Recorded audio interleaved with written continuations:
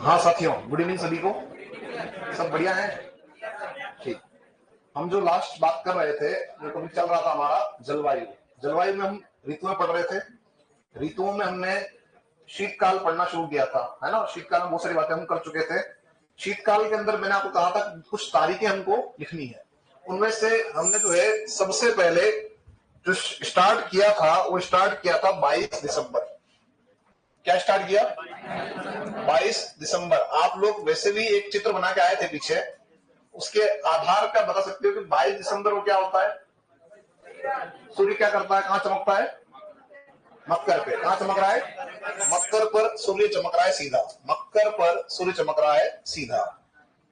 आप इस चीज को समझिएगा। मैंने आपको पहले बता दिया था कि जो सूर्य है वो आपका गति करता रहता है कहां पे? मकर और कर के बीच, हाँ या ना?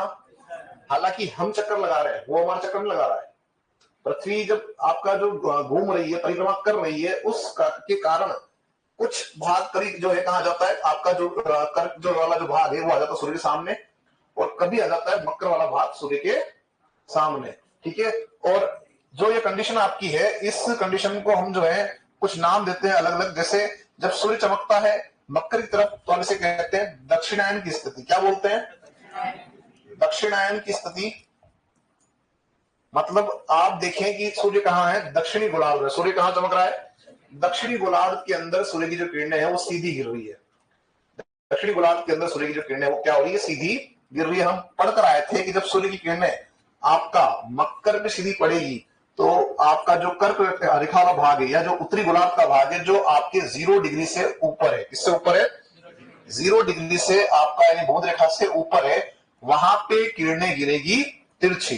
तो हमसे पूछ सकता है कि 22 दिसंबर को क्या होता है? हम कहेंगे सर 22 दिसंबर जो आपका है उस दिन सूर्य चमकता है सीधा मकर रेखा पर, जिसके कारण आप देखेंगे जो सूर्य की किरणें वो क्या है? तिरछी है। और हम पढ़कर आए थे कि शीतकाल में जो सूर्य की किरणें है वो आपकी तिरछी पड़ती है, लेकिन सर्वाधिक जो तिरछापन होगा वो कब होगा?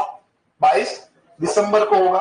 अब एक और बात है समझो कि इस दिन जो है आप देखेंगे कि जब सूर्य की किरणें सब सीधी यहां गिर रही है तो जो कर्क रेखा वाला भाग है, जो उत्तरी गोलार्ध वाला भाग है, वहां पर सबसे लंबी रात होगी। क्या होगा? और दिन क्या होगा? वहां पे छोटा। दिन क्या हो जाएगा? छोटा। तो ध्यान ये रखना कि इस स्थिति के कारण क्या हो रहा है? यहाँ पे रात लंबी है। रात क्या है? रात लंबी। और दिन कैसा है? रात लंबी, दिन छोटा है। कब? 22 दिसंबर को। कहां पे? आपके उत्तरी गोलार्ध में, यानी कि हम जहां बैठे हैं वहां पे। अब एक और बात आ रही है यहाँ पे कि जब आपका सूर्य चमक रहा है मकर पे सीधा, तो ये जो स्थिति है यह कहलाएगी मकर संक्रांति। क्या कहलाएगी? मकर संक्रांति। अब आपके दिमाग में आएगा सर मकर संक्रांति तो हम मनाते हैं कब? जनवरी में मनाते हैं। कब मनाते हैं? 14 जनवरी को मनाते हो। 14/15 जनवरी। अब ये जो आप पढ़ रहे हो, यह पढ़ रहे हो भारतीय कैलेंडर के अनुसार। किसके अनुसार? भारतीय कैलेंडर के अनुसार। अब इसमें समझिएगा कि जब हमसे पूछेगा तो हम क्या जवाब देंगे कि मकर संक्रांति कब मनाते हैं। तो आप एक बात ध्यान रखना, क्योंकि हमारा जो एग्जाम हो रहा है वो भी बिल्कुल ज्योग्राफी के ऊपर बेस नहीं हो रहा है। हो सकता है वो क्वेश्चन आपका आर्ट एंड कल्चर पूछे, तो आर्ट एंड कल्चर के हिसाब से कब मना रहे हो? 14/15 जनवरी। लेकिन सुनो मेरी बात को, जब सूर्य चमकता है सीधा मकर पर, उसी स्थिति को हम कहते हैं मकर संक्रांति। और वो कब हो रहा है? 22 दिसंबर को। लेकिन भारतीय कैलेंडर के अनुसार कब मना रहे हो आप? 14/15। अब ये समझना पड़ेगा कि ऐसा क्यों। देखो हमारे जो कैलेंडर है भारतीय कैलेंडर वो काफी प्राचीन और बिल्कुल सटीक है। जो चीजें होने वाली है कि इस दिन सूर्य ग्रहण होगा, इस दिन चंद्र ग्रहण होगा, वो पहले से भविष्य कर चुके हैं। आप देख लो, है ना? हाँ या ना? इसका मतलब उन्होंने गणना तो पहले से कर ली है। अब सही कौन है? हम सही है ये, या फिर ये जो बता रखा है अंग्रेजों ने वो सही है? तो मेरा यह मानना है कि हम सही है। हम सही है, हमारी गणनाएं बिल्कुल सटीक है। आप इस चीज को समझो कि जैसे आप पढ़ते हैं कि जो है स्वामी विवेकानंद, है ना, उनका जन्म भी कब हुआ था? कहते हैं मकर संक्रांति को। कब हुआ उनका जन्म? किस तारीख को हुआ? 12 जनवरी। इसका मतलब जब उनका जन्म हुआ तब जो आपकी संक्रांति आ रही थी वो कब आ रही थी? 12 जनवरी को। जब आपका जन्म हुआ तो संक्रांति आई थी कब? 14 जनवरी को। कब आई? अब ये ऐसा क्यों हो रहा है सब 14/15 दोनों लिखा हुआ है? तो बात को साथियों समझना कि ऐसा ही कहा जा रहा है कि एक टाइम पीरियड आपका है 76 ईयर का, लगभग 76 सालों का एक टाइम पीरियड ऐसा है जिसमें मकर संक्रांति 14 और 15 दोनों दिन आई, यानी आधा दिन इधर का और आधा दिन इधर का। उसमें से लगभग 5 से 6 साल पर निकल गए, यानी जब तक अपन जिएंगे तब तक क्या होगा? मकर संक्रांति आपकी कब आएगी? 14/15 को। लेकिन हमारे पोते होंगे, उन पोतों के जब आगे पोते होंगे वो कब देखेंगे? वो देखेंगे 15 जनवरी को। कब देखेंगे?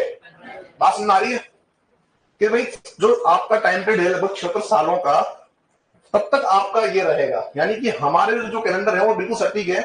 इसका मतलब कोई ना कोई घटनाक्रम जो है ऐसा हो रहा है जिसकी वजह से ये दिन आगे बढ़ रहा है। जैसा कि हमने कल बात की थी, जो अपनी जो लास्ट क्लास हुई थी, सब सूर्य स्थिर है अस्थिर है, तो मैंने कहा था कुछ मान रहे अस्थिर, कुछ मान रहे स्थिर है। फिर हमने कहा था सब हम सपोर्ट करते हैं इसका अस्थिर का, यानी सूर्य जो है वो गति कर रहा है, उसकी गति से हो सकता है ये जो है परिवर्तन आपका आ रहा हो। तो ध्यान रखना कि अगर आपका जो है ऑप्शन में दे रखा हो, ये दे रखा हो, तो यहां जाना क्योंकि आर्ट एंड कल्चर हिसाब से आपका राइट हो जाएगा। लेकिन अगर ये नहीं दे रखा है और अगर पूरा जो क्वेश्चन है वो भूगोल के ऊपर ही बेस्ड आपका है, तो वहां पे केवल आपका ऑप्शन में ये दिया हुआ होगा। अब एक और बात समझना कि किस तरह से हमारे जो पुराने लोग हैं उन्होंने तिथियों को और जो तारीखें हैं या जो आपकी जो भी हम देखते हैं हमारे जो जितने भी त्योहार हैं वो सब कहीं ना कहीं बेस्ड है आपके ज्योग्राफी पे। कैसे? मकर संक्रांति के दिन आप क्या करते हो? पतंग उड़ाते हैं, तिल के लड्डू खाते हो। Very good. बस खाते ही हो कि बांटते भी हो? बांटते भी। हम लोग क्या करते हैं इस दिन जो है विशेष रूप से दान पुण्य करते हैं, हाँ या ना? साल भर जितने पाप किए हो, लेकिन इस दिन हम क्या करते हैं? दान पुण्य करते हो। किसको दान देते हो? किसको देते हो दान? गरीबों को कि अमीरों को?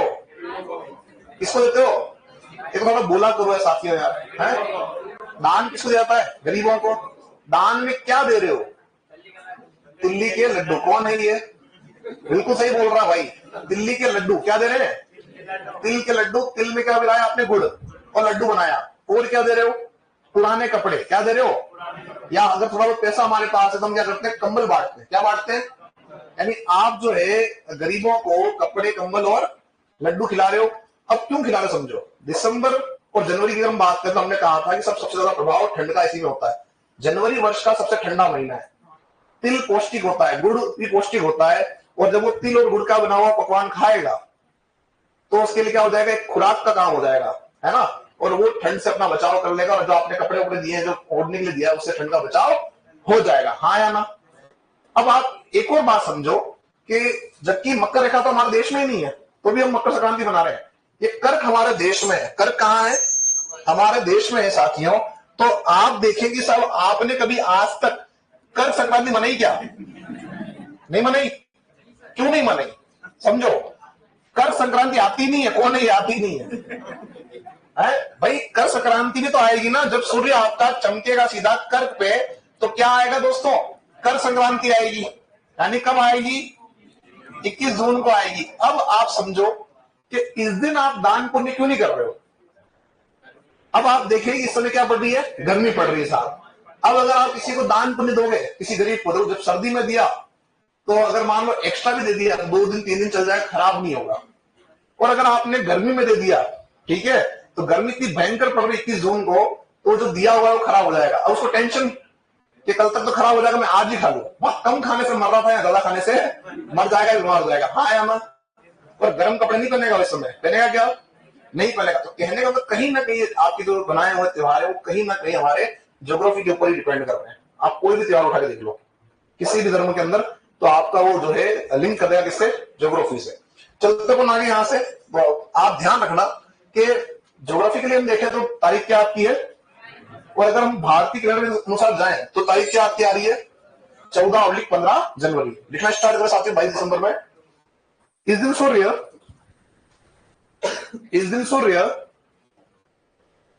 सूर्य मकर रेखा पर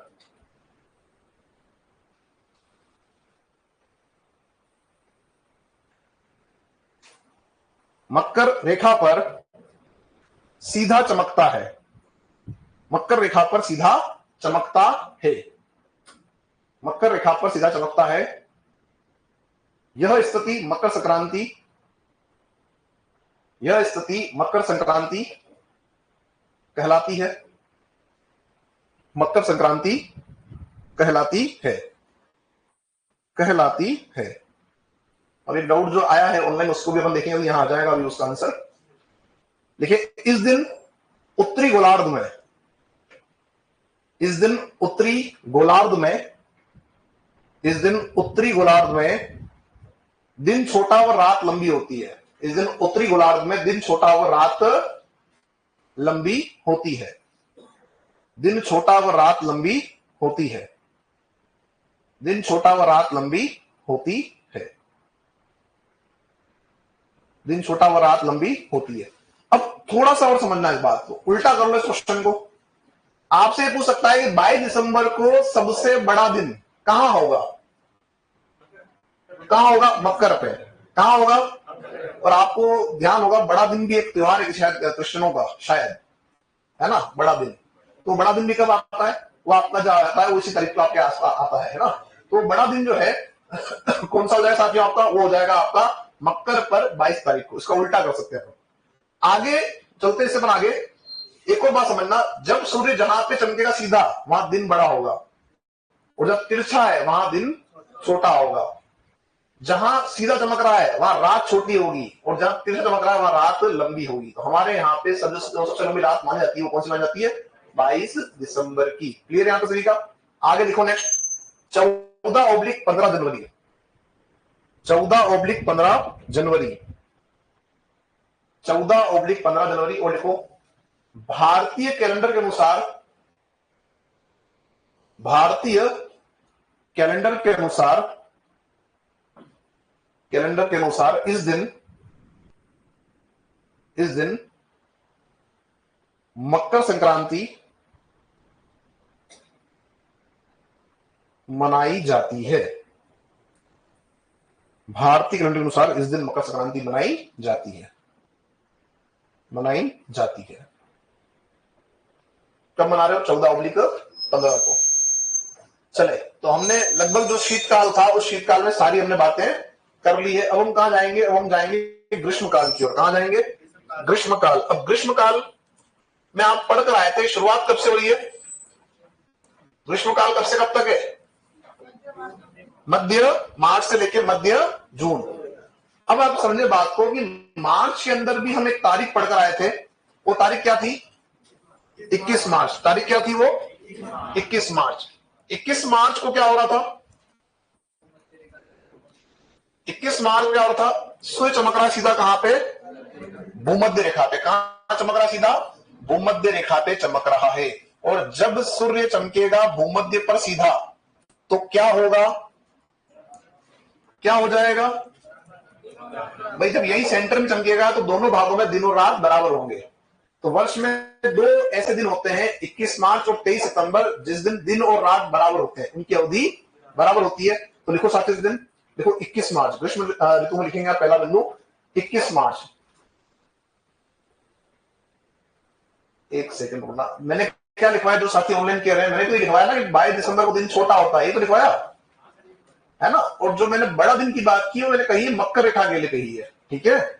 तो साथी ऑनलाइन जो पूछ रहे हैं उनकी बात मैं कर रहा हूं। चले देखिए 21 मार्च लिखे, इस दिन सूर्य 21 मार्च लिखे, इस दिन सूर्य भूमध्य रेखा पर सीधा चमकता है। भूमध्य रेखा पर सीधा चमकता है, जिस कारण दोनों गोलार्धों में दिन रात बराबर होते हैं।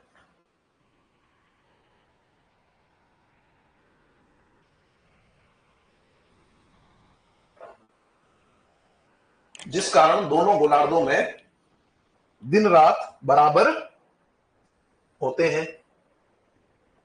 लिख दिया आप लोगों ने यहां तक? एक को लाइन जोड़े इसमें, इस दिन से उत्तरी गोलार्ध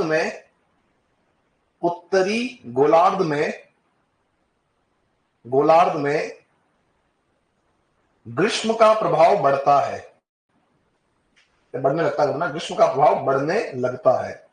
इस दिन से उत्तरी गोलार्ध में ग्रीष्म का प्रभाव बढ़ने लगता है।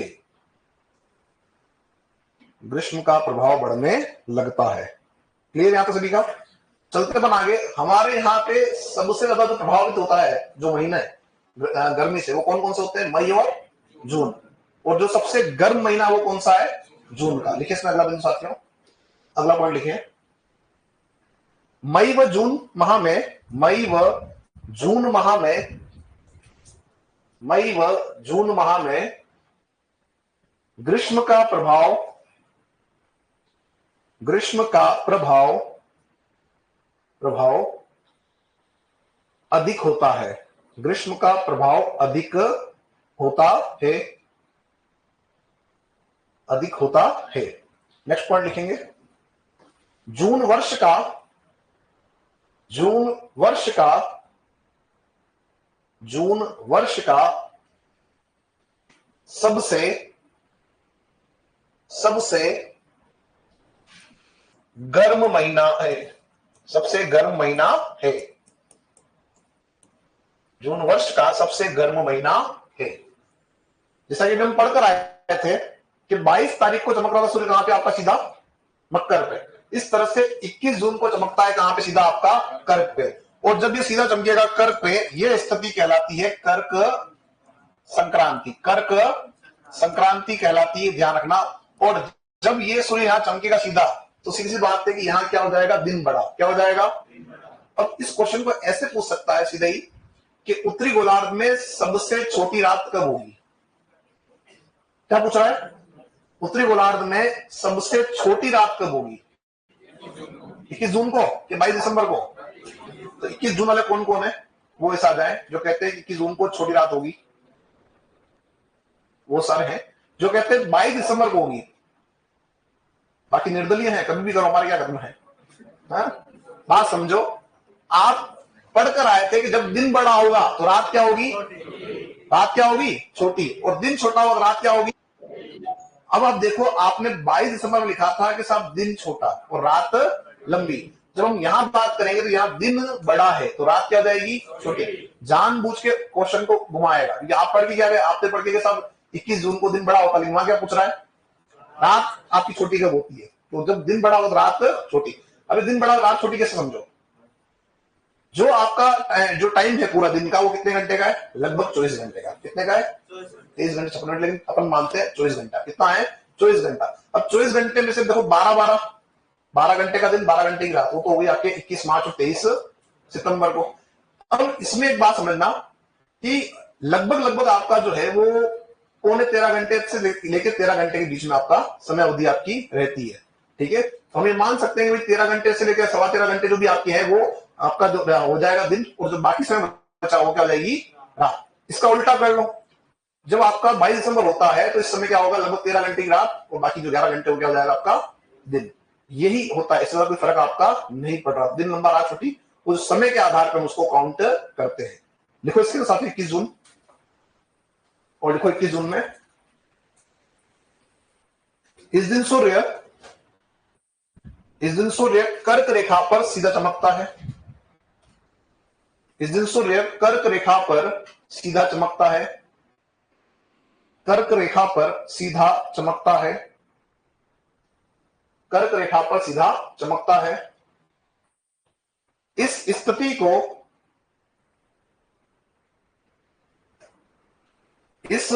को कर्क संक्रांति कहते हैं।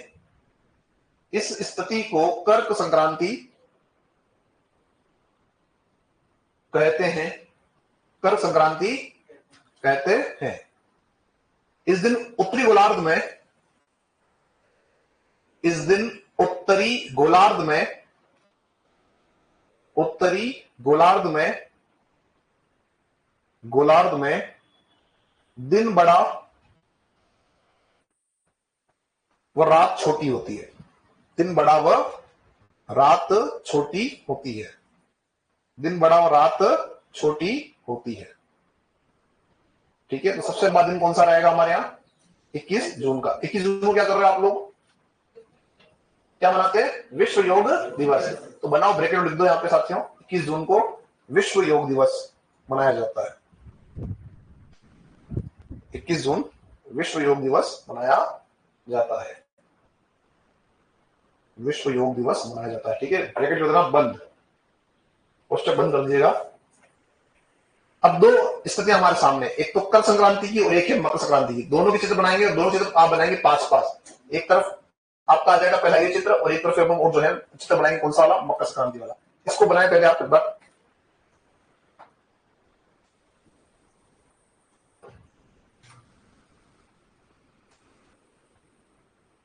ताकि आपके सामने जो है कंपेरिजन आ जाएगा दोनों का कि इस दिन क्या हो रहा है, इस दिन क्या हो रहा है ना।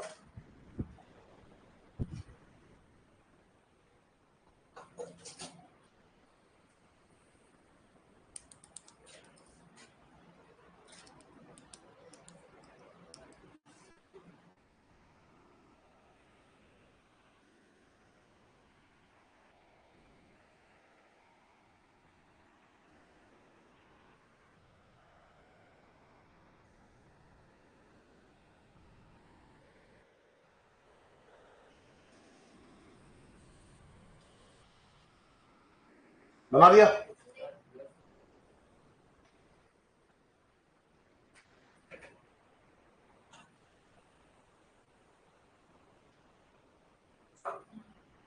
चले से आगे, इसी के पास में 11 चित्र बना दो आप, ताकि कंपेरिजन हो जाएगा दोनों का जब आप पढ़ोगे तब।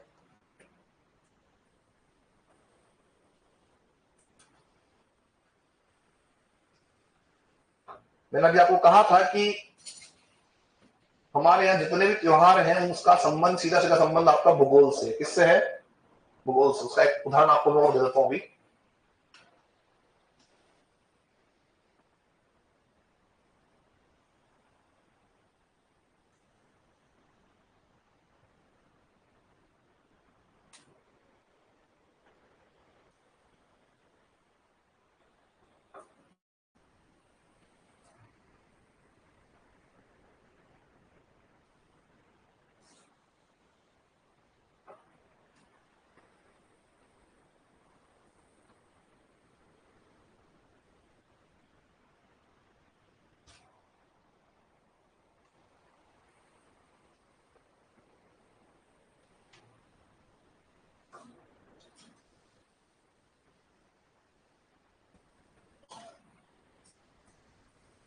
ये जो ये लिखा हुआ है, ये उत्तरी गोलार्ध के लिखा हुआ है। किसमें लिखा हुआ है? ये वाला उत्तरी गोलार्ध में ना। ये उत्तरी गोलार्ध के अंदर आपका जो है ये स्थिति बनेगी। बाद में अगर आप कहोगे सर ने गलत लिखा दिया, ऐसा नहीं है।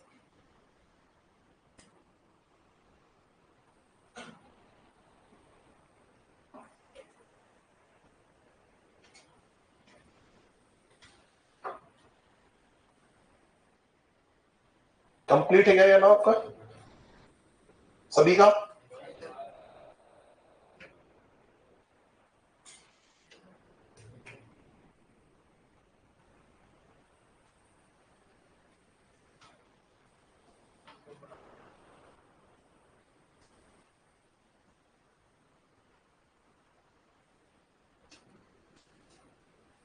चले से आगे, चलिए एक समझ लो बात को।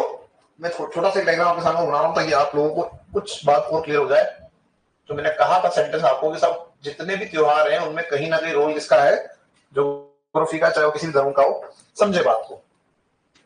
जो सूर्य है उसकी गति जो हो रही है, हम देख रहे हैं कि सब जो आपकी दो रेखाएं हैं, एक तो ऊपर कौन सी है? कर्क, एक कौन सी है? मकर। कर्क और मकर के बीच में ही सूर्य आपका रहता है। अब जब आपका सूर्य मकर से कहां जा रहा है? मकर से जा रहा है वापस किसी तरफ जाएगा? कर्क की तरफ। तो ये उत्तर की तरफ जाना स्टार्ट करता है। उसी स्थिति को हम कहते हैं उत्तरायण। क्या बोलते हैं? और उत्तरायण आपका कब होता है? उत्तरायण हम जो बनाते हैं वो उत्तरायण बनाते हैं हम इसी तारीख को, यानी कि 14/15 जनवरी। अब समझो, इस उत्तरायण को ही आप गुजरात में कहते हैं उत्तरण। क्या बोलते हैं? उत्तरण। उत्तरण के नाम से, कि देखो वहां के जो लोग उन्होंने क्या किया? उत्तरण मतलब कि पुराने जो कपड़े हमारे पास है, जो हमारे पास पुराना सामान है, उसको हम दान कर दें और कुछ खाने पीने की वस्तुएं दे दें। वही बात आ रही है आपस से कि कहां दान करोगे? ऐसा तो नहीं कि मोबाइल हमारा पुराना हो गया दान कर देंगे, करोगे क्या आप? दान क्या करते, पुराना आइटम क्या दान करते, खाली कपड़े या जूते, हाँ या ना? तो वो आपने जो है बता दिया उत्तरायण को उत्तरायण बोल के। तो ये कहीं ना कहीं आप ध्यान रखना, कहीं पर भी आप देख लें संबंध किससे आ रहा है, सीधा सीधा आपका ज्योग्राफी से। एक और बात, जब कर्क से नीचे चलना स्टार्ट करोगे क्या हो जाएगा, ये दक्षिणायन, जो कब होगा 23 सितंबर के बाद। कब होगा 23 सितंबर के बाद में आपकी जो स्थिति बनेगी वो ये बनेगी। क्लियर यहां तक? चले इससे पर आगे चलते हैं। हमने कहा लास्ट बात की थी, हमने बात की थी यहाँ पे आपसे 21 मार्च की, हमने फिर देखा था 21 जून देखा था हमने। ठीक, आगे बढ़ते हैं। 21 जून के बाद में हमने कहा कि सब जो आपका जून महीना है वो वर्ष का सबसे गर्म महीना है। अब आप ये देखो कि जो गर्मी का समय होता है उसमें क्या क्या गतिविधियां होती है, कौन कौन सी स्थितियां हैं जो आप देखते हो। एक तो आप देखते हो लू, क्या देखते हो, लू चलती है, ठीक है, और बबूलिया, आंधियां, ठीक है, लू चलती है। एक तो आपने लू बोल दिया, एक आपने बोल दिया बबूलिया, दोनों की बात कर लेते हैं। लू क्या है, पवन है कि हवा है? लू पवन है कि हवा? हवा वाले कौन कौन? हवा, वेरी गुड। पवन वाले कौन कौन? कोई नहीं है, ऐसे कोई हो तो एक है। आप फिर दिमाग लगाओ, पवन और हवा में क्या डिफरेंस था? कोई डिफरेंस था कि नहीं था? समझे बात को? आप सर्दियों पढ़कर आए थे कि हमारे यहाँ शीतलहर आ रही, क्या आ रही है हमारे यहाँ? शीतलहर आ रही है, जो हिमालय से कहा आ रही थी, राजस्थान की ओर, उत्तर भारत की ओर, हाँ या ना? जब आपने यहां से कुछ लिया तो इसको आपस को दोगे, देना ही पड़ेगा ना। तो ये जो लेन देन है उसमें क्या होता है कि जब ग्रीष्म काल होता है तो ग्रीष्म काल में इस वाले भाग से यहां पे, यानी आपका पश्चिम से पूर्व की ओर आपकी जो है वो गर्म हवाएं चलती है, गर्म पवनें चलती है, स्थानीय गर्म पवन। उसी को हम क्या कह रहे हैं, उसे हम कह रहे हैं लू। क्या कह रहे हैं, हमारे यहां कहते हैं इसको लू। जहां से स्टार्ट उसे क्या बोल रहे हो आप, उसे तो कह रहे हो लू साहब। जैसे ये पहुंचती उत्तर भारत में इसका नाम हो जाता है चेंज, क्या हो जाता है, ताप लहरी। क्या बोल रहे हैं इसको, ताप लहरी कह दिया। बात सुन आ रही है? तो ये मूल रूप से क्या है, हम इससे कह सकते हैं कि ये मूल रूप से आपकी जो है स्थानीय गर्म पवन है। क्या है यह, स्थानीय गर्म पवन है। क्या हो गया, हवा वाले कौन है? अभी कोई डाउट है तो बताओ, मैं क्लियर कर दूंगा। हाँ बोलो, हवाबाजी कर रहे हैं, हवाबाजी करने दो। देखो डाउट होता है तो क्लियर कर सकते हैं, है ना। अगर आप खुद ही बोल के चुप हो जाओगे तो उसका कोई समाधान नहीं है। तो यहां आपने बात की थी जब गति होगी क्षैतिज, हम उसे क्या कहेंगे, पवन कहेंगे। बात हुई थी। आप इसको जब भूगोल पढ़ोगे विश्व स्तर का, तो वहां भी आप पढ़ोगे विश्व में जो स्थानीय हवाएं हैं, पवनें जो आपकी है वो कौन कौन सी है। तो उनमें गर्म और ठंडी दोनों तरह की आपकी जो है हवाएं मिलेगी, पवनें मिलेगी। उसी में एक नाम आता है क्या आपका, लू। और लू के बारे में बताया था, वो केवल कहां चलती है, उत्तर भारत। कहां चलती है, जहां क्या कह रहे हैं आप, ताप लहरी। अब ध्यान रखना, प्रश्न क्या आएगा, एक तो पूछेगा इसकी प्रकृति, नेचर कैसा है साहब, और एक इसका क्या आएगा, पूछेगा दिशा। ये दोनों ही प्रश्न आपके पूछे हुए हैं। तो जब आपसे पूछे अगर इसके साथियों की प्रकृति कैसी है, बताओ नेचर कैसा है इसका, तो हम जानते हैं कि ये उष्ण है, कैसी है, और साथ में शुष्क भी है। क्या है, साथ में शुष्क भी है। आप जब छोटे थे या अभी भी आप देखें तो कहते हैं घर वाले गर्मी के अंदर कि बाहर मत निकलो दिन में, हाँ या ना? क्या कहते हैं, तो क्या हो जाएगा, लू लग जाएगी। अब लू लगती कैसे, ऐसा तो है नहीं कि आके चिपक दी, हाँ या ना, बताओ। तो क्या होता है कि लू आपको लग जाती है। बात समझो, लू की प्रकृति कैसी है, गर्म है साहब, और कैसी है, शुष्क है। तो जैसे आप बाहर निकले, इसके संपर्क में आए, तो आपके शरीर में जो आर्द्रता है वो क्या कर लेगी, ग्रहण कर लेगी। तो आपने क्या हो जाएगा, जल की कमी, आप हो जाएंगे डिहाइड्रेट, और क्या हो जाएगा, उल्टी और दस्त की शिकायत हमको होगी। उसे हम क्या बोलते हैं, लू लग गई। क्या बोलते हैं उसको अपन, लू लग गई, हाँ या ना? ठीक है। तो ये जो कारण है उसका क्या कारण है कि ये सब इसकी प्रकृति ऐसी है, इस वजह से ऐसा आपका हो रहा है। अब बात करते हैं दिशा। दिशा कौन सी है, दिशा कौन सी है, पश्चिम से पूर्व, कोई आपत्ति किसी की। और उत्तर भारत में क्या कह रहे हैं उसको, उत्तर भारत की यही आपकी जो पवन है उसे कह रहे हैं ताप लहरी। ताप लहरी लिखो साथियों उसमें, लू। लू कई बार कहता हूं तेरी लू उतार दूंगा मैं, हमारे यहाँ कहते हैं मैं तो, है ना, सुना नहीं सुना आपने? तो लू में तेरी गर्मी उतार देंगे, कहने का मतलब है ना। लिखो लू, और लिखो दोस्तों इसमें ये स्थानीय गर्म, क्या हो गया, लिखे अपन, हाँ देखो, ये स्थानीय गर्म ये स्थानीय गर्म पवन है, ये स्थानीय गर्म पवन है। इसे उत्तर भारत में ताप लहरी कहते हैं। इसे उत्तर भारत में ताप लहरी कहते हैं। क्या कहते हैं? ताप लहरी। इसे उत्तर भारत में ताप लहरी कहते हैं, ताप लहरी कहते हैं। नेक्स्ट देखो, प्रकृति उष्ण शुष्क। प्रकृति कैसी इसकी? उष्ण शुष्क। उष्ण शुष्क। दिशा कैसी इसकी? पश्चिम से पूर्व। पश्चिम से पूर्व। दिशा कर देना, पश्चिम से पूर्व। पश्चिम से पूर्व। पश्चिम से पूर्व। तो यहां भी तुम्हारा जो पछुआ पवन है ना, वो काम करे। हालांकि इसको बहुत डिटेल में नहीं बताऊंगा अभी आपको, लेकिन ये ध्यान रखना, यहां भी तुमने पढ़ा था कि मावट आ रहा था, तो कहां से चल रही थी हवाएं? पश्चिम से पूर्व चल रही थी। ये वही है, लेकिन जैसे ही मानसून आता है तो जो दिशा है वो क्या हो जाएगी? चेंज। ये गर्म दे रहा है, यहां से क्या आ जाएगी? तो ठंडी। ऐसी ठंडी आएगी, क्या करेगी? बारिश करेगी, है ना। चलते हैं इससे आगे। यहां से लू के बाद हम चलते हैं आगे। अगला पॉइंट आ रहा है, आपने कहा बबूलिया। क्या कहा? बबूलिया भी आपका इसी तरह से आपका उत्पन्न हो रहा है। क्यों उत्पन्न हो रहा है? क्योंकि यहां पे आपका जो है सतह गर्म है। अब यह प्रश्न पूछा हुआ है, ध्यान रखना, कि इसकी उत्पत्ति कैसे हो रही है। तो इसकी जो उत्पत्ति हो रही है वो हो रही है संवहन के कारण। किसके कारण हो रही है? संवहन के कारण, यानी संवहन क्रिया के जो आपके कारण है उसके कारण ये आपका उत्पन्न हो रही है। अब ये संवहनी क्रिया क्या है समझो। आप लोगों को मैंने एक बात बताई थी कि जब आपका ग्रीष्मकाल होता है तो ग्रीष्मकाल में तापमान की अधिकता के कारण क्या होता है कि सतह के निकट की जो हवाएं हैं वो गर्म होके ऊपर उठती है। गर्म होके क्या होती है साथियों? ऊपर उठती है। जब ये ऊपर उठेगी तो क्या होगा? इसके साथ में जो सतह के ऊपर जो आपके धूल के कण है, रेत के कण है, ठीक है, कागज प्लास्टिक जो आपका कचरा वचरा जो भी हल्का आइटम है वो सब क्या होगा? ऊपर उड़ेगा, ठीक है, और घूमेगा। और जहां जहां वो जाएगा वहां वहां पे क्या होगा? वो आंधी का रूप लेगा। क्या लेगा? आंधी का रूप लेगा। अगर मैदान खुला है, हवा की गति तेज है, तो इसका आकार बड़ा होगा। अगर हवा की गति धीमी है तो इसका आकार क्या होगा?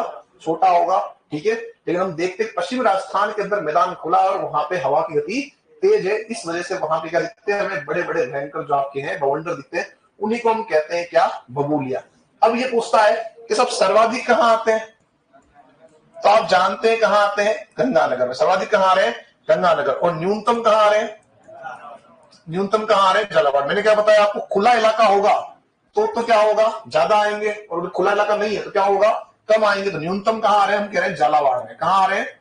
झालावाड़ के अंदर आंधियां जो आपकी है वो कम आती है 3 दिन।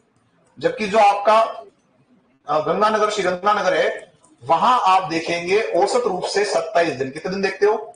27 दिन। ये एक महीने की गणित नहीं है, ये आपके पूरे साल की अवधि है, पूरे साल की गणना है। पूरे साल में लगभग औसत रूप से 27 दिन हमारे क्या मिलेंगे? गंगानगर में आपको मिलेगा बबूले, जिसे हम कहते हैं आंधियां। क्या है ये वास्तव में? ये वास्तव में रेतीली आंधियां ही है। क्या है साथियों? ये रेतीली आंधियां। लिखिए इसमें, लिखे बबूलिया। बोल रहे मैडम क्या हो गया? कोई दिक्कत है? डाउट तो नहीं कोई? ठीक, हाँ फिर ठीक है। आपकी आपसी बात है तो कोई दिक्कत नहीं, मुझे डाउट है तो दिक्कत हो सकता है। बताएं। लिखे इसमें बबूले, लिखे दोस्तों। देखो, ये रेतीली आंधियां हैं, ये रेतीली आंधियां हैं, रेतीली आंधियां हैं, रेतीली आंधियां हैं, जिनकी उत्पत्ति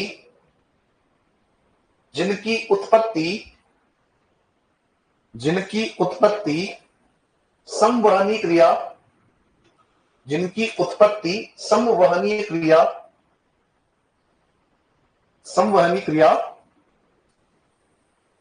से होती है, संवहनी क्रिया से होती है। आपको याद आ रहा है मैंने कुछ बात बताई थी इसके बारे में? मैंने कहा था कि जो आपकी जो साथियों गर्म हवाएं हैं वो हल्की होने के कारण क्या होता है? ऊपर जाती है, ठीक है, ठीक है ना साथियों। जैसे अब जब जा रही है ऊपर तो क्या कर रही है? हल्के पदार्थों, रेत और जो धूल के कण है उन्हें ले जा रही है ऊपर। अब इसके बाद में एक घटनाक्रम होगा, उसको हम समझेंगे। जो ऊपर गया ऊपर से आएगा, ठीक है, क्योंकि वापस जो आपकी जो है ये जब ऊपर जाएगी तो हवाएं क्या हो जाएगी, ठंडी, और वापस कहां बैठेगी है, नीचे। लेकिन उसके कारण क्या है, उसकी हम बात आगे करेंगे। उससे पहले लाइन जोड़ लो इसमें, इसका सर्वाधिक प्रभाव, इसका सर्वाधिक प्रभाव, इसका सर्वाधिक प्रभाव पश्चिमी राजस्थान, पश्चिमी राजस्थान में देखने को मिलता है, पश्चिमी राजस्थान में देखने को मिलता है, देखने को मिलता है, मिलता है। नेक्स्ट है सर्वाधिक आंधियां, सर्वाधिक आंधियां, सर्वाधिक आंधियां झालावाड़ में, सॉरी, अरे हाँ सॉरी, अरे मैंने गलती से बोल दिया होगा, मैंने गलती से, हो सकता है ना, गलती मेरे से हो सकती है ना। आप लोग बात समझो, कोई भी टीचर होता है तो उसके दिमाग में अगली लाइन जो है वो आ रही होती है, तो कई बार क्या होता है वो गलती से बोल दिया जाता है, उसको भी सब सुधार देंगे। सर्वाधिक आंधियां श्रीगंगानगर में। तलवार ला के गर्दन काटोगे क्या आप मेरी, है? एक्सेप्ट कर लिया मैंने कि हाँ भाई गलती से मैंने जो है आपका क्या बोल दिया, झालावाड़ बोल दिया, तो मैं क्या हूँ, सर्वाधिक आंधियां जो है वो श्रीगंगानगर में, सर्वाधिक आंधियां श्रीगंगानगर में 27 दिन। आप लोग ये सोचो यहाँ जो व्यक्ति खड़ा है वो कौन है, इंसान ही है ना। अरे लेक्चरर तो क्या गलती नहीं हो सकती है उससे, भगवान थोड़ा ना हो गया मैं,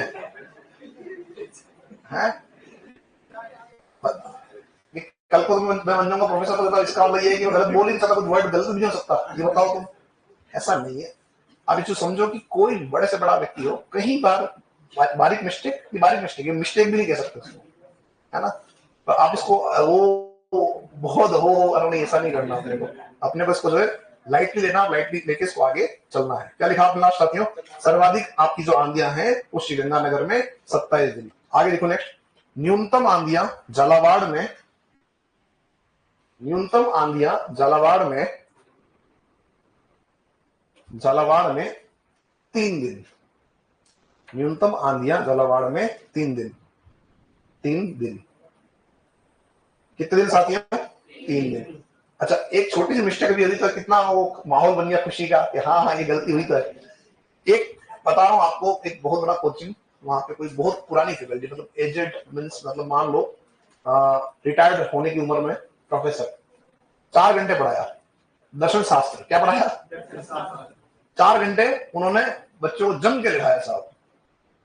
और 4 घंटे बाद जब उनकी क्लास खत्म हुई तो दूसरा सेशन आया, स्टार्ट हुआ। अब पता नहीं उनका क्या कॉल आया है, क्या हुआ, और जो नेक्स्ट जो टीचर हमने बोला कि बेटा वो 4-5 जो पेज जो भी आपने लिखे थे वो भी उन सबको है ना काट दो, नया लिखाएंगे कल। अब वो सोचो इतनी मतलब मिस्टेक, बड़ी मिस्टेक, 4 घंटे पढ़ाने के बाद में स्थिति। और तो वो भी कौन, जो व्यक्ति मतलब बुजुर्ग व्यक्ति है, जो प्रोफेसर ग्रेड का व्यक्ति है, तो वो पता नहीं किस धुन में थे, और लिखाए जा रहे हैं, बच्चे लिखते जा रहे हैं, बच्चे दिमाग खराब, 4 घंटे लिखे हमने तो, समझ में आ रही बात। तो चीजें ये उसको कहते हैं बहुत बड़ी मिस्टेक कि 4 घंटे तक आपने समझा ही नहीं क्या लिखा रहे हो आप, मतलब बिल्कुल ये धुन में आए थे कि हाँ भाई आज है क्या। अब वो हो सकता है मे बी। चलो आगे बढ़े अपन, क्या लिखा आपने लास्ट यहाँ पे, आंधे लिख दी साथियों, सर्वाधिक और न्यूनतम। अब एक बात सुनो, मैंने आपको बताया था कि साहब जब हवाएं गर्म होकर ऊपर उठेगी, ये जो हवाएं आपकी है साथियों गर्म हवा थी, इस वजह से ऊपर उठ रही है। हमने एक बात पढ़ी थी कि ऊंचाई पर जाने पर तापमान घटता है, पढ़ा था। अब जब ये आपकी गर्म हवाएं वायुमंडल में जा रही है, कहां जा रही है, वायुमंडल में आपकी जा रही है, तो हम ये पढ़ रहे थे कि प्रति 165 मीटर की ऊंचाई पर जाने पर तापमान कम होता है, कितना, 1 डिग्री सेंटीग्रेड। जैसे ये हवाएं आपकी धरातल से ऊपर पहुंची, ऊपर का तापमान क्या होगा, कम होगा। तो ये जो हवाएं हैं ये भी क्या हो जाएगी, वहां जाके ठंडी होना स्टार्ट हो जाएगी। और यहां पर क्योंकि ऊपर जब जा रही है तो कुछ मात्रा में जलवाष्प लिख जाएगी, और साथ में ऊपर जो वायुमंडल आता है वहां पे धूल के कण आपके होते हैं। जब वो आपकी बूंदे, जलवाष्प जो बूंदे हैं उसको जलना स्टार्ट करेगी, और एक प्रोसेस होगा जिसे हम कहते हैं संघनन। संघनन जो होता है उसके कारण बनता है आपका बादल। और यहाँ बादलों के बनने से क्या होगा कि सब ये बादल यहां बन जाएंगे, तो जब बादल बन जाएंगे हवाएं जो थी वो ठंडी हो जाएगी, तो ये हवाएं कहां बैठेगी, वापस से नीचे। जब नीचे बैठ रही होगी तो क्या होगा इस स्थिति में, इस स्थिति में आपके यहाँ पर वर्षा होगी। क्या होगी? आपके यहाँ वर्षा होगी। और ये जो वर्षा आपकी है, ये वर्षा ग्रीष्म काल में मानसून के आगमन से पूर्व हो रही है, मानसून के आने से पूर्व हो रही है, इसलिए हम इसे कहते हैं प्री मानसून। क्या कहते हैं? Pre monsoon. क्या बोलते हैं इसको? प्री मानसून कहते हैं। ये ध्यान रखना, यानी मानसून से पूर्व होने वाली वर्षा जो किससे हो रही है? जो आपकी हो रही है साथियों संवहनी क्रिया से। किससे हो रही है? यह संवहनी क्रिया से। बात सुन आ रही है? अरे हाँ या ना? पहली क्रिया जिसमें आपकी गर्म हवाएं ऊपर उठी तो क्या उत्पन्न हुआ? बबूलिया, आंधियां। हाँ या ना? जब ये वापस ठंडी होकर नीचे बैठी तो क्या हो रहा है? हमारे यहाँ बारिश हो रही है। उस टाइम क्या बोल रहे हैं? Pre monsoon. और प्री मानसून को ध्यान रखना, एक शब्द और दे देते हैं, दो गड़ा। दो गड़ा। तो राजस्थान में दो गड़ा क्या है? क्या पूछेगा? राजस्थान में दो गड़ा क्या है? तो हम कह देंगे सर राजस्थान दो गड़ा जो है वो प्री मानसून की वर्षा है, क्योंकि गर्मी में हमारे पानी की व्यवस्था नहीं होती, इसके आने से कुछ राहत हमको मिलती है। हम कह सकते हैं दो गड़ा पानी की व्यवस्था हो जाती है। तो क्या बोल दिया इसको अपन ने? दो गड़ा। समझ में आ रही बात? नहीं आ रही है? याद रखने का तरीका है कि सब दो गड़ा क्या है, तो हम कह देंगे सब दो गड़ा का जो आपका है वो प्री मानसून है। और किससे उत्पन्न हो रहा है? समर वर्षा। सिंपल पूछेगा, प्री मानसून की वर्षा होती है अरब सागर से, बंगाल की खाड़ी से, हिंद महासागर से, या आपका संवहनी क्रिया से। क्या बताओगे? ठीक है, लिखो अगला बिंदु साथियों, प्री मानसून।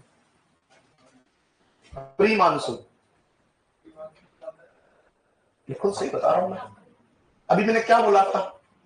मानसून के आगमन से पूर्व। इस क्वेश्चन को थोड़ा ले लेते बीच में आ गया है, तो वैसे क्वेश्चन आना नहीं चाहिए था, क्योंकि आप इतना अभी तक बैठ के आप पढ़ चुके हो कि हमने पढ़ा था मानसून कब आता है।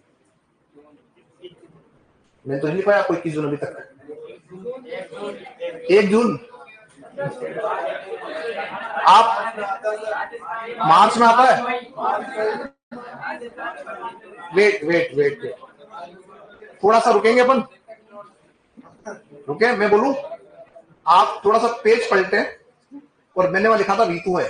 देखो, आप एक बार जाए पेज पलटे और ऋतु आ जाए। मिला कुछ? मध्य जून से मध्य सितंबर, याद आ रहा है? मध्य जून से मध्य सितंबर। अब कुछ मार्च वाले भी थे। मार्च में तो प्रोसेस स्टार्ट हो रहा है। क्या हो रहा है? सुनो बात को, मार्च में तो मानसून के आने का प्रोसेस शुरू हो रहा है, वो आ नहीं रहा है। फिर एक यहाँ पे किसी ने बताया था, दोस्त ने, 25 मई। वो कौन था? वेरी गुड, ये थोड़े से पढ़े हुए भारत का भूगोल। और कौन था 1 जून वाला? 1 जून, हाँ वेरी गुड। अपन कहां बैठे अभी? आप सही हो, देखो आपका नॉलेज सही है, उसमें कोई गलती नहीं है, बट हम राजस्थान की बात कर रहे हैं। अगर आप 25 मई के अनुसार दोगे आंसर तो फिर गलत हो जाएगा। 25 मई का जो पोर्शन है वो अंडमान निकोबार है, वो मानसून नहीं आ रहा है, वहां पे आसपास समुद्र है, उससे वर्षा हो रही है। ठीक है, लेकिन जब हम बात करते हैं दक्षिण पश्चिम मानसून में, आपको पढ़ूंगा, तो 1 जून को टकराता है केरल से, लेकिन हमारे यहाँ उसकी एंट्री औसत रूप से मान जाती है 17 जून। क्या मानते हैं? 17 जून हम मानते हैं औसत रूप से। हालांकि वो आता हमारे यहाँ उदयपुर आता है तब उसको जो है वो जुलाई आता है, 10 से 15 जुलाई के बीच में हमारे यहाँ पहुंचता है। तो औसत रूप से 17 जून आता है, यानी मध्य जून के अंदर हमारे यहाँ मानसून का प्रवेश होता है। अब एक और बात सुनना कि पूर्ण रूप से जो मानसून आपका आएगा वो जुलाई और अगस्त में आता है। तो जो जून का महीना है वो पूरा जून का महीना, मध्य जून के बाद यानी 15 जून से लेकर 30 जून का जो टाइम पीरियड आता है, उस समय राजस्थान में कम से कम 1 या 2 बार बारिश हो जाती है। और वो बारिश जो होती है हम मानते हैं किससे होती है? वो संवहनी क्रिया से होती है, जिसे हम कहते हैं प्री मानसून। क्या बोलते हैं? यानी जून के महीने में हमें इससे बारिश मिल रही है। और कई बार ऐसा नहीं है, जैसे इस बार मई में भी हुई थी, तो ज्यादा जब गर्मी पड़ेगी तो ऑब्वियस बात है कि वो आपकी जो क्रिया है वो होगी और वहां से बारिश आपकी होगी। लेकिन हम ये कह सकते हैं कि जून माह के अंदर जो वर्षा हो रही है मानसून के आगमन से पूर्व, हम कहते हैं प्री मानसून। लिखना स्टार्ट करें इसमें अपन। देखो साथियों, प्री मानसून लिखें। लिखे, ग्रीष्म काल में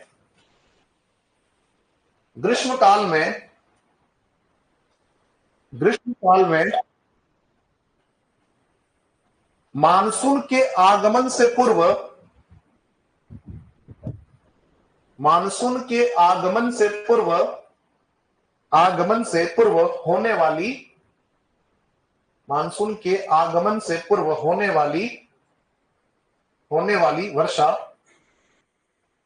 वाली वर्षा को प्री मानसून कहते हैं। कहते हैं, प्री मानसून कहते हैं। यह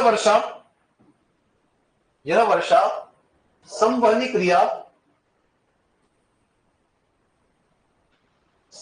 क्रिया से होती है, संवहनीय क्रिया से होती है,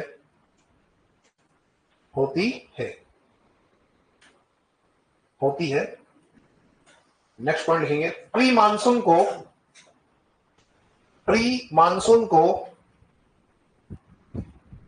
मानसून को राज्य में दो गड़ा भी कहते हैं, प्री मानसून को राज्य में दो गड़ा भी कहते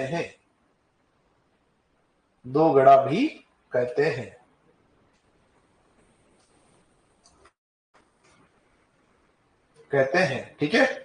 अब बनाओ ब्रैकेट और एक लिखो लाइन साथियों, कोष्टक में लिखें। जून माह में राज्य में कम से कम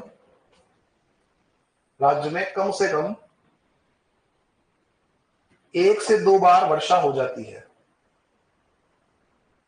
1 से 2 बार वर्षा हो जाती है, 1-2 बार वर्षा हो जाती है ना, हो जाती है।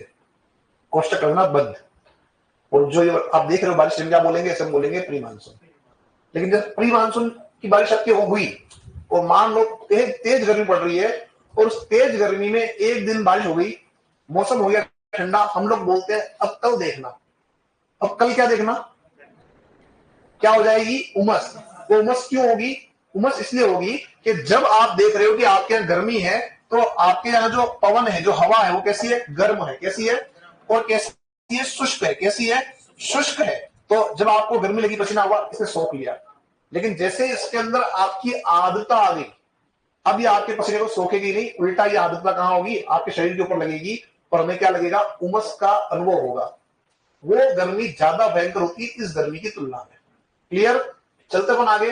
अब प्री मानसून के बाद हम चलते हैं मानसून के ऊपर। कहां जाएंगे, मानसून काल में जाएंगे। अब मानसून की जो बात आप करते हो, यानी कि आपके यहां पर वर्षा ऋतु का प्रारंभ हो जाएगा। क्या स्टार्ट हो जाएगा, वर्षा ऋतु।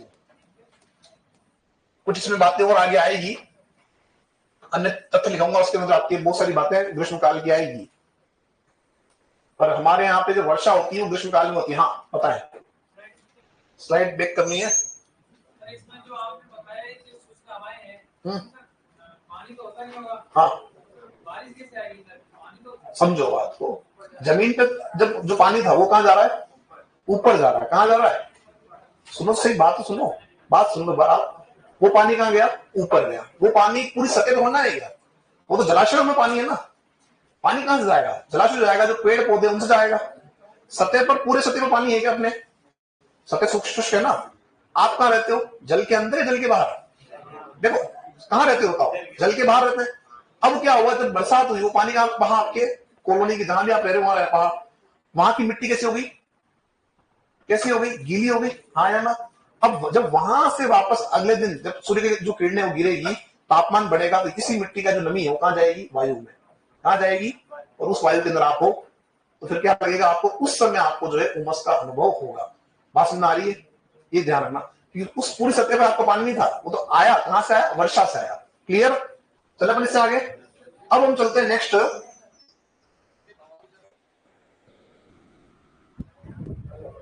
मैंने आपको कहा कि ग्रीष्म काल में आपका मानसून के आगमन से पूर्व होने वाली वर्षा। समझ में आ रही बात। मूल रूप से आप ये देखेंगे, सुन लो कि जो आपका मानसून का जो प्रोसेस भारत के अंदर स्टार्ट हुआ है वो मई और जून, जून तक हमारे आ रहा है। 25 मई को हम देखेंगे अंडमान निकोबार, उसके बाद 1 जून को हमारे यहाँ। तो इसकी कोई समय अवधि लिखवा दी, मुझे ध्यान नहीं समय कैसे लिखवाई, पर इसकी कोई समय अवधि फिक्स कैसे कर सकते हो आप। प्री मानसून की समय अवधि कैसे फिक्स करोगे आप, तो ये कह सकते हो ग्रीष्म काल में जो मानसून के आगमन से पूर्व जो वर्षा हो रही है आपका प्री मानसून, ये आपको ध्यान रखना है। अब समय लिखा है, सबके पास सोर्स होगा, उन्होंने उससे लिखवा दिया होगा, ठीक है ना।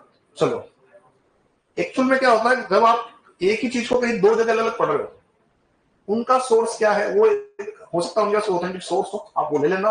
ये जब मान लो क्वेश्चन बनता है तो आपके साथ आपत्ति का स्रोत रहे। क्लियर, चले आगे बढ़ते हैं। यहां से नेक्स्ट हम बात करते हैं वर्षा ऋतु। क्या बात करते हैं, वर्षा ऋतु। आप थोड़ा सा दिमाग लगा दो कि मार्च के अंदर जब आप बात कर रहे हो तो आपके यहाँ होली जो है वो आती है, और होली के समय हमारे यहाँ मौसम ठंडा होता है, हम जानते हैं, हाँ या ना। तो जब ठंडा मौसम है तो इसका मतलब ठंड का काल हो गया है, और हम पढ़कर आए कि साहब आपका जो है वो मध्य मार्च तक आपके यहाँ ठंडक रहती है, ये भी लिखवा रखा आप लोगों को, ठीक है। चलो आगे बढ़ते हैं यहां से, चले इससे आगे, ठीक। अब हम बात कर रहे हैं वर्षा ऋतु की बात कर रहे हैं। वर्षा कैसे होती है हमारे यहाँ, बताओ किससे हो रही वर्षा?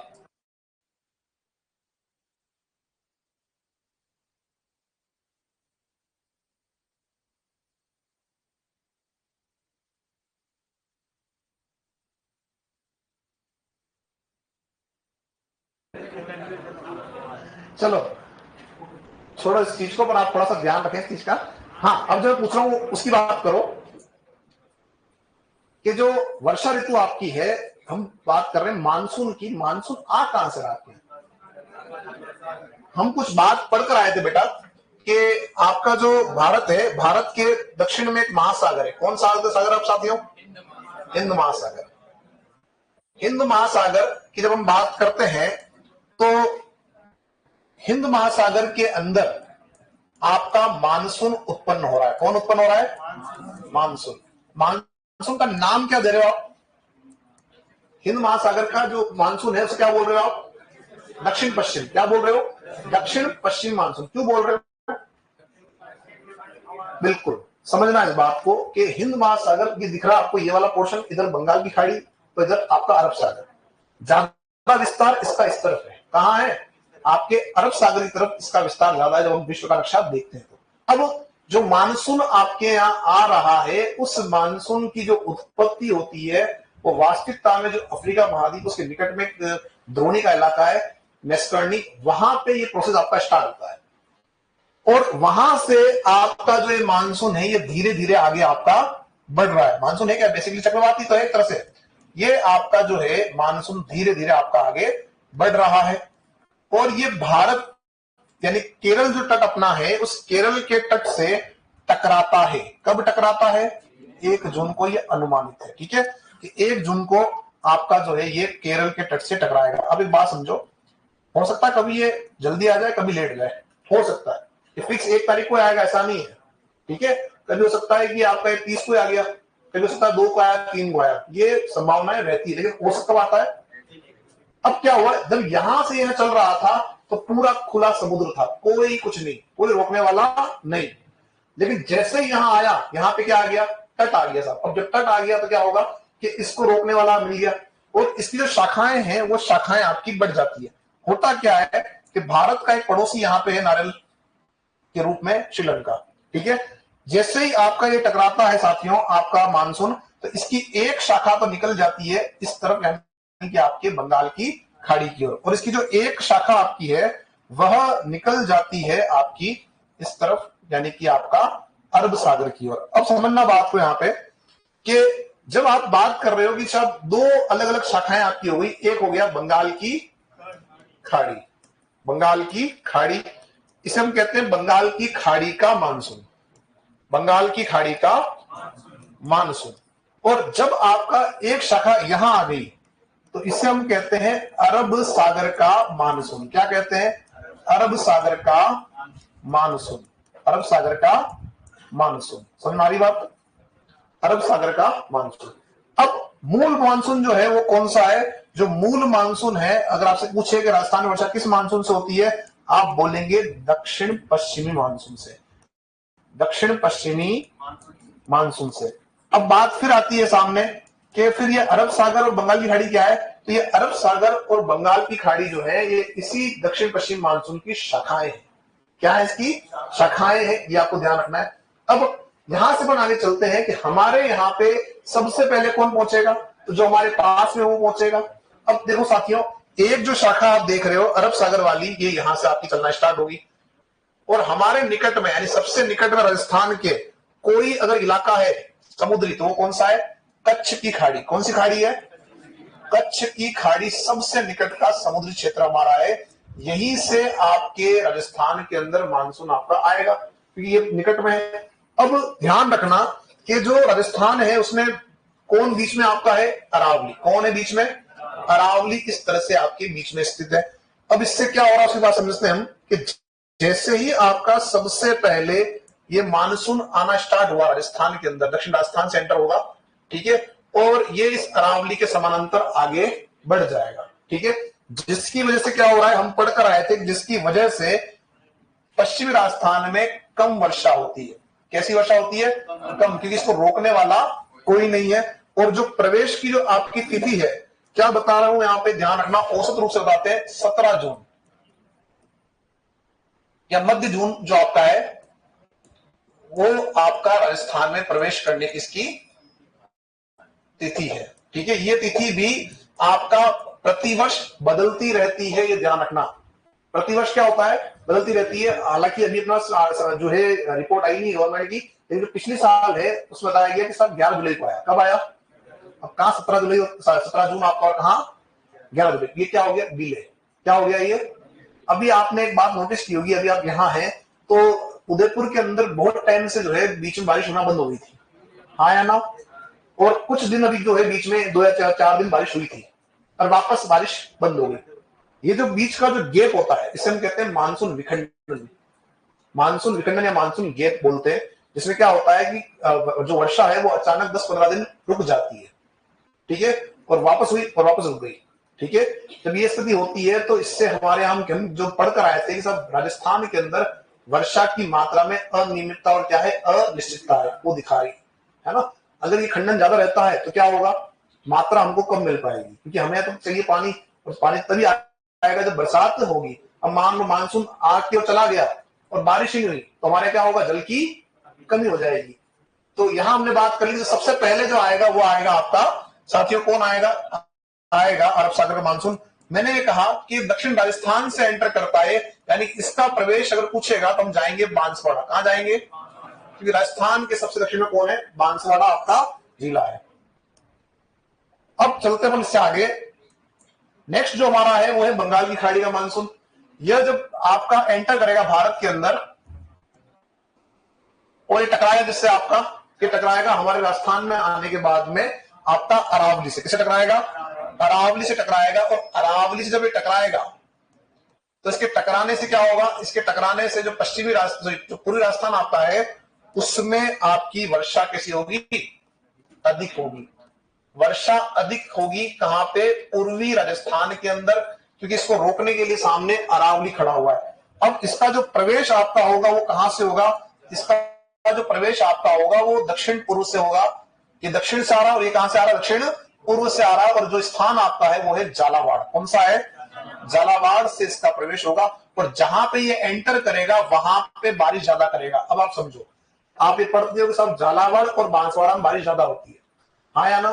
तो जैसे आपका एंटर, जहां एंटर कर रहा है वो बारिश ज्यादा देगा। तो इधर एंटर जो कर रहा है कहां से कर रहा है? झालावाड़ से। यहाँ कर रहा है बारिश, जब यहां से आ रहा है क्या कर रहा है? यहाँ आपके बांसवाड़ा क्षेत्र में बारिश ज्यादा हो रही है। क्लियर है यहाँ तस्वीर का? दो शाखाएं हमारे पास है, एक अरब सागर और एक हमारे पास है बंगाल की खाड़ी। इसको बनाए।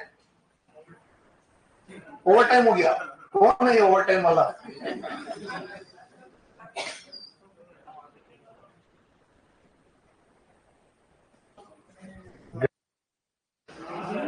है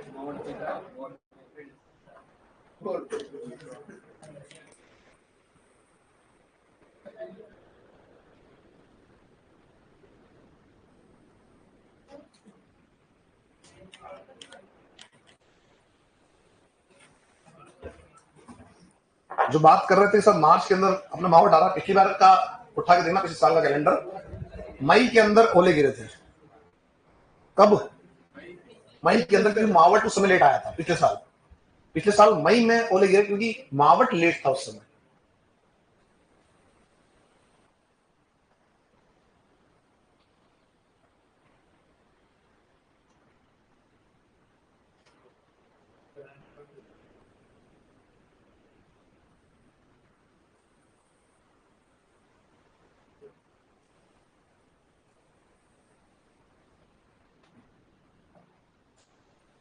इसको उतार के जाना, ऐसा नहीं चले जाओ आप, है ना। ये बीच में हरे के ऊपर लिखा है अरावली। इसको आप समझते हो कि राजस्थान के बीच में अरावली लाइन आ गई, इसका मतलब वो अरावली ही है।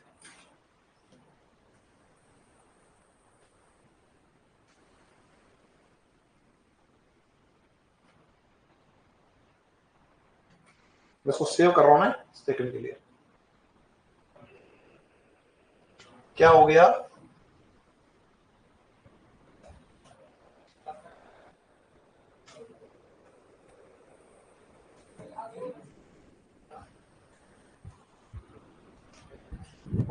उतार लो तुम्हारे पास समय है।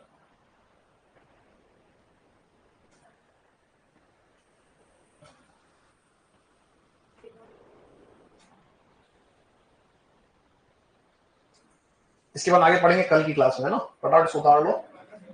क्या हो गया इसको? ये चलता नहीं हुआ ना, फेल ही चलता है। अरे यार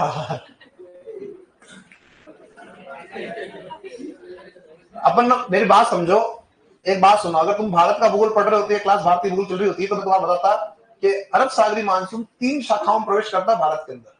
फर्स्ट जो ये आप देख रहे हो मालाबार तट यहाँ पे, सेकंड ये मिड में, और थर्ड हमारे ऊपर वाले भाग में आता है। ठीक है, लेकिन आप इस चीज को समझो, जब वो चलेगा तो वो घेरा बनाएगा ऐसा, ये चलता है इस घेरे के रूप में, है ना, और वो घेरा बड़ा होता है। इधर पाकिस्तान भी जा रहा है, ये केवल आप ही को पानी नहीं दे रहा है, आपके साथ में पड़ोसी पाकिस्तान है उसको पानी दे रहा है, इधर जा रहा है तो इधर पानी दे रहा है सबको। ठीक है, ये केवल जो है वो एक संकेत के रूप में इसको जो है समझने के लिए इसको बनाते हैं ना।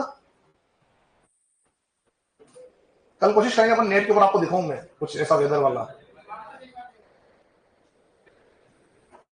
क्या चीज है?